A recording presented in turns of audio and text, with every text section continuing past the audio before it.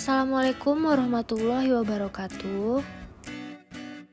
Perkenalkan, kami mahasiswa dari Universitas Dharma Persada. Video ini kami buat untuk menyelesaikan salah satu tugas kelompok mata kuliah Akuntansi Manajemen dengan dosen pengajar Ibu Saminem, SE MBA.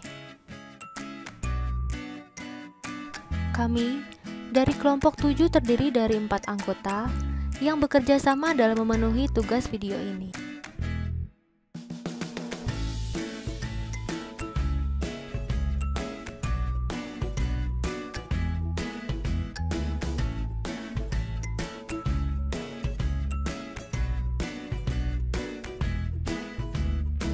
Kami dari kelompok 7 akan membahas tentang meningkatnya tuntutan mutu.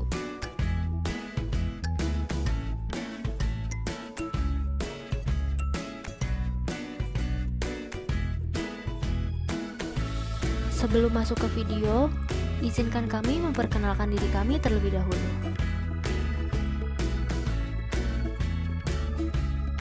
Saya Dinda Puspa Ayuni, NIM 2019-420090. Dan rekan saya yang pertama ada Indira Putri Ambarwati, NIM 2019-420024. Rekan saya yang kedua ada Nikendia Utari, NIM 2019-420049. Dan rekan saya yang ketiga ada Salsa Amalia, NIM 2019-420058. Yuk kita simak videonya. Sebelum kita masuk ke materi meningkatnya tuntutan mutu, kalian tahu nggak sih pengertian mutu itu sendiri apa? Nah, buat yang belum tahu, saya akan menjelaskan pengertian mutu menurut beberapa para ahli. Yang pertama adalah menurut Deming 1998. Deming yang dikenal sebagai bapak pemikir mutu modern mengemukakan bahwa mutu adalah kesesuaian dengan kebutuhan pasar. Menurutnya, produk atau layanan bermutu tinggi jika pelanggan menganggap produk yang dibelinya memiliki nilai baik, setia sebagai pelanggan, dan mengajak yang lain untuk membeli produk atau layanan tersebut. Lalu yang kedua adalah menurut Crosby 1979. Crosby mendefinisikan mutu sebagai conformance requirement, yaitu sesuai dengan persyaratan yang telah distandarkan. Suatu produk atau layanan dikatakan bermutu manakala sesuai dengan standar mutu yang telah ditetapkan, meliputi mutu input, proses, dan output. Selanjutnya ada dimensi mutu menurut Gaspar tahun 1997. Nah, sebelumnya, dimensi mutu itu terbagi menjadi 8 bagian. Yang pertama ada kinerja atau performance. Kinerja berkaitan dengan aspek fungsional produk dan karakteristik utama yang dipertimbangkan oleh pelanggan ketika ingin membeli produk. Yang kedua adalah keandalan atau reliability. Keandalan merupakan karakteristik yang merefleksikan kemungkinan tingkat keberhasilan dalam penggunaan suatu produk atau layanan. Nah, yang ketiga ada keistimewaan atau features. Dimensi ini lebih mudah berubah dibanding dimensi lain. Feature-feature dengan cepat menjadi bagian dari performance. Yang keempat ada konformansi atau conformance. Konformasi meliputi kesesuaian produk terhadap spesifikasi atau standar yang telah ditetapkan sebelumnya berdasarkan kebutuhan pelanggan. Yang kelima adalah daya tahan atau durability. Daya tahan mengukur kehidupan produk pada dimensi teknis dan ekonomi. Karakteristik ini berkaitan dengan seberapa lama sebuah produk dapat digunakan sebelum dia hancur atau diganti. Yang keenam ada estetika atau estetik. Merupakan karakteristik yang berkenaan dengan keindahan yang bersifat subjektif dan merefleksikan preferensi seseorang. Yang ketujuh ada kemampuan pelayanan atau serviceability. Merupakan karakteristik dengan berkenaan dengan kecepatan, kehormatan, kompetensi, dan kemudahan perbaikan dan penggantian. Ketika sebuah produk rusak, seberapa cepat diperbarui, seberapa efektif usaha tersebut diperbaikan. Yang ke-8 adalah kualitas yang dipersepsikan atau perceived quality. Dimensi ini bersifat subjektif, berkaitan dengan perasaan pelanggan dan mengonsumsi produk serta meningkatkan harga diri. Selanjutnya, saya akan menjelaskan perspektif mutu menurut Garvin yang dibagi menjadi 5. Yang pertama ada pendekatan transcendental atau transcendental approach. Pendekatan ini menjelaskan bahwa mutu dapat dirasakan tetapi sulit untuk didefinisikan atau dioperasionalkan maupun diukur. Pendekatan ini biasanya digunakan pada karya seni seperti seni musik, tari, dan yang lainnya. Untuk produk dan jasa layanan, perusahaan dapat menggunakan pernyataan-pernyataan seperti kecantikan wajah untuk kosmetik dan tempat berbelanja yang nyaman untuk mall dalam mempromosikan produk atau jasa layanannya. Contoh dari pendekatan ini misalkan promosi airport. Pada promosi tersebut dikatakan bahwa kualitas suaranya sangat istimewa sehingga sangat nyaman untuk didengar. Yang kedua, ada pendekatan berbasis produk atau product based approach.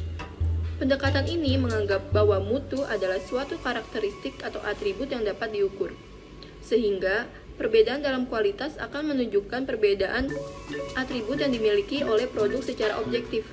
Contoh dari pendekatan ini misalkan, produsen motor Harley Davidson yang memproduksi motor dengan kesan yang elegan, mewah, ataupun yang gagah. Jika kita bandingkan motor Harley Davidson dengan motor produksi Jepang, yang biasa kita lihat, tentu akan ada perbedaan atribut di antara kedua motor tersebut, sehingga kualitas dari dua motor tersebut juga akan terlihat. Yang ketiga, ada pendekatan berbasis pengguna atau user based approach. Sesuai dengan namanya, pendekatan ini bergantung pada penggunanya. Dan barang yang memiliki kualitas yang tinggi adalah barang yang paling sesuai atau yang paling cocok dengan penggunanya. Pendekatan yang subjektif ini mengakibatkan konsumen yang berbeda akan memiliki keinginan dan kebutuhan yang berbeda pula, sehingga kualitas bagi seseorang adalah kepuasan maksimum yang akan dirasakan olehnya. Contohnya adalah, bagi orang Jepang, mereka akan lebih nyaman menggunakan smartphone buatan lokal dibandingkan dengan smartphone buatan luar negeri. Yang keempat, ada pendekatan berbasis manufacturing atau manufacturing based approach. Pendekatan ini bersifat supply based atau didasarkan dari sudut pandang produsen yang mendefinisikan kualitas adalah sesuatu yang harus sesuai dengan persyaratannya atau prosedur. Pendekatan ini berfokus pada spesifikasi yang telah ditetapkan oleh perusahaan secara internal. Oleh karena itu, yang menentukan kualitas adalah standar-standar yang telah ditetapkan oleh perusahaan. Yang kelima, ada pendekatan berbasis nilai atau value-based approach. Pendekatan ini memandang kualitas dari segi harga dan nilai. Pendekatan ini juga didefinisikan sebagai affordable excellence. Pendekatan ini menjelaskan bahwa suatu produk yang berkualitas tinggi belum tentu produk yang bernilai, karena produk yang bernilai adalah produk yang paling tepat untuk dibeli. Contoh dari pendekatan ini misalkan, bagi pengendara motor dengan penghasilan yang rata-rata cukup rendah, akan memilih bahan bakar premium dibandingkan dengan Pertamax, karena sama-sama dapat menjalankan fungsi motor, tetapi bahan bakar premium harganya jauh lebih rendah dibandingkan dengan Pertamax. Selanjutnya, saya akan menjelaskan tentang arti penting mutu bagi perusahaan menurut Russell 1996. Yang pertama, ada reputasi perusahaan. Perusahaan atau organisasi yang telah menghasilkan produk atau layanan yang bermutu akan meningkatkan reputasinya sebagai organisasi yang mengedepankan mutu. Yang kedua, ada penurunan harga paradigma lama. Tentang mutu beranggapan bahwa untuk menghasilkan produk yang berkualitas dibutuhkan biaya yang banyak. Paradigma baru mutu mengatakan bahwa untuk menghasilkan produk atau layanan yang berkualitas, perusahaan tidak perlu memerlukan biaya yang besar. Yang ketiga, ada peningkatan pangsa pasar. Pangsa pasar akan meningkat bila biaya bisa diminimalkan, karena organisasi atau perusahaan dapat menekankan harga walaupun mutu tetap menjadi utama. Yang keempat, ada pertanggungjawaban produk. Semakin meningkatnya persaingan mutu, produk atau layanan yang dihasilkan menuntut organisasi untuk semakin bertanggung jawab terhadap desain, proses, dan distribusian produk tersebut guna memenuhi kebutuhan dan harapan pelanggan. Yang kelima, ada dampak internasional. Bila organisasi atau perusahaan mampu menawarkan produk atau layanan yang bermutu, maka akan dikenal tidak hanya pada level lokal tetapi pada level internasional. Hal ini akan menimbulkan pesan yang baik terhadap organisasi atau perusahaan yang menghasilkan produk atau menawarkan jasa yang bermutu tersebut. Yang keenam, ada tampilan produk atau layanan mutu. Menyebabkan produk atau layanan yang dikenal sehingga perusahaan atau organisasi yang menghasilkan produk atau menawarkan layanan juga dikenal dan dipercaya oleh masyarakat. Selanjutnya, ada meningkatnya tuntutan mutu dengan TQC. Total Quality Control atau TQC mulai ada dari tahun 1920 dan terus berkembang karena penggunaan TQC dianggap memberikan banyak manfaat kepada perusahaan karena dapat meminimalisasikan jumlah kerusakan produk. Kita juga harus tahu dulu nih, apa sih TQC itu? TQC adalah proses yang terlibat dalam sistem untuk memastikan manajemen pekerjaan, kompetensi, dan kinerja selama pembuatan produk atau layanan dapat memenuhi rencana yang telah dicanangkan atau ditargetkan. Sesuai dengan pendapat di atas, dapat dimengerti bahwa Total Quality Control merupakan bagian dari manajemen untuk menjamin bahwa produk yang berupa barang dan jasa dipastikan memiliki mutu yang terjamin sehingga masyarakat memiliki kepercayaan akan kualitas barang dan jasa tersebut. Total Quality Control atau pengendalian mutu terpadu dilakukan dengan jalan melaksanakan kegiatan pengawasan baik selama proses produksi atau pengawasan atas hasil barang produksi. Program Total Quality Control ini akan berhasil jika semua aspek dalam perusahaan, mulai dari pimpinan, buruh, hingga sales dapat bekerja sama dengan baik. Adapun tujuan dari Total Quality Control ini, yang pertama, untuk memenuhi kepuasan pelanggan terhadap produk dan pelayanan dengan cara meningkatkan kualitas produk atau layanan tersebut. Yang kedua, meningkatkan produktivitas dengan mengurangi produk yang rusak. Yang ketiga, membuat kesinambungan kualitas dan biaya. Pendekatan Total Quality Control ini menciptakan rasa percaya diri pada karyawan dan memungkinkan perusahaan menemukan kegagalan secara dini sebelum menjadi suatu bencana. Total Quality Control ini mengajarkan kepada karyawan agar setiap karyawan dapat berbicara kepada karyawan yang lain dengan penuh kejujuran, terbuka, dan saling membantu. Sehingga, jika ada kesalahan selama proses produksi, karyawan dapat berbicara langsung dengan rekan sesamanya. Dengan adanya Total Quality Control atau TQC ini, diharapkan dapat bermanfaat dalam mengidentifikasi penyebab kerusakan pada hasil produksi yang menyebabkan rendahnya kualitas produk yang dihasilkan. Sehingga diketahui sumber-sumber penyebab kerusakan produk tersebut maupun cara pemecahannya, supaya di masa yang akan datang kita dapat meminimalisasikan jumlah kerusakan yang terjadi. Jadi, jika dalam suatu perusahaan dapat menjalankan TQC-nya dengan baik, maka perusahaan tersebut akan merasakan manfaat dari TQC tersebut. Karena, jika produk cacat berkurang, maka keuntungan yang diperoleh oleh perusahaan juga meningkat karena berkurangnya jumlah produksi yang cacat. Jika perusahaan tidak melakukan TQC, maka dampak juga dapat dirasakan oleh perusahaan tersebut, seperti barang-barang sebagian besar akan ditolak oleh konsumen karena tidak memenuhi standar kualitas. Yang kedua, kesulitan-kesulitan dalam proses produksi disebabkan karena barang-barang yang cacat atau rusak. Yang ketiga, keterlambatan produksi yang akan menghabiskan banyak biaya. Kemudian ada JIT Manufacturing atau Just in Time Manufacturing. JIT Manufacturing menuntut ketepatan waktu produksi dan penyerahan produk akhir kepada pelanggan maupun produk dari satu tahap produksi ke tahap berikutnya.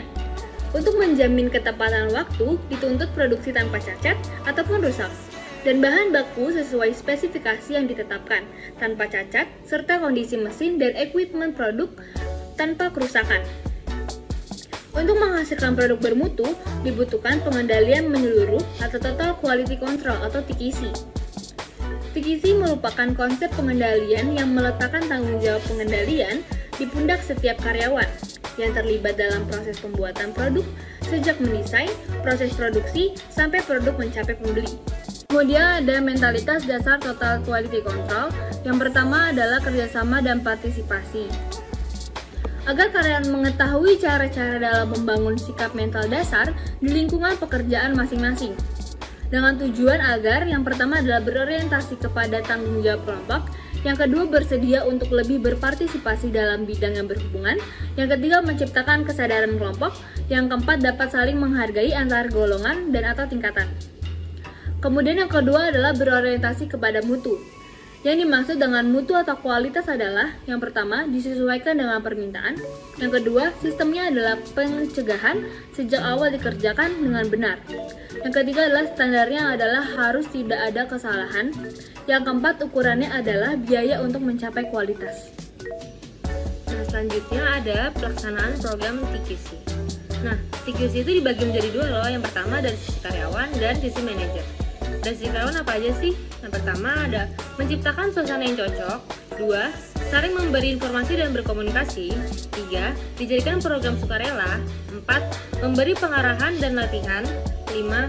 Bersikap terbuka dan positif. 6. Menyediakan waktu, sarana, fasilitas, dan dana. Nah, dari sisi manajer apa aja sih? Yang pertama itu mengajukan dan menjelaskan program TQC kepada pucuk pimpinan.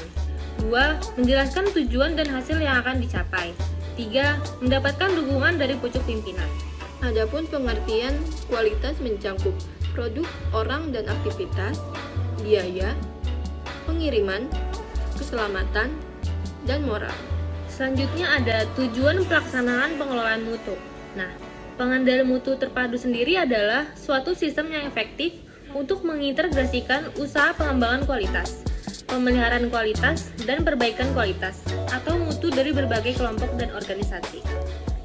Nah, tujuannya adalah 1. Pencapaian kebijaksanaan dan target institusi secara efisien. 2. Perbaikan hubungan manusia serta mutu barang atau jasa. 3. Peningkatan moral, prakarsa, dan kerjasama karyawan. 4. Pengembangan kemampuan tenaga kerja. 5. Peningkatan produktivitas dan profitabilitas usaha. Selanjutnya, manfaat pelaksanaan pengendalian mutu. Yang pertama ada bagi karyawan, meliputi 5. Yang 1, meningkatkan kemampuan karyawan dalam melihat, mengenali permasalahan, dan mencari alternatif pemecah. Yang kedua ada meningkatkan kemampuan komunikasi dan berpartisipasi di dalam kelompok kerja. Yang ketiga ada membiasakan berpikir secara analitik dengan menggunakan teknik quality control. Yang keempat ada peningkatan daya kreativitas. Yang kelima ada peningkatan kepercayaan diri. Selanjutnya ada bagi institusi. Yang pertama ada pengembangan institusi melalui akumulasi gagasan-gagasan perbaikan. Yang kedua ada meningkatkan daya saing barang atau jasa yang dihasilkan. Yang ketiga ada memperbaiki hubungan institusi dengan karyawan. Yang keempat ada partisipasi semua karyawan di dalam membantu terwujudnya tujuan institusi. Selanjutnya ada bagi konsumen. Yang pertama ada konsumen akan memperoleh barang atau jasa yang bermutu baik. Yang kedua ada konsumen akan mendapatkan keputusan dari barang atau jasa tersebut. Yang ketiga ada konsumen akan memperoleh barang atau jasa yang memenuhi kesehatan dan keselamatan. Yang keempat ada konsumen akan menerima barang sesuai dengan pesanannya. Yang kelima ada pemerintah akan mendapatkan pajak-pajak.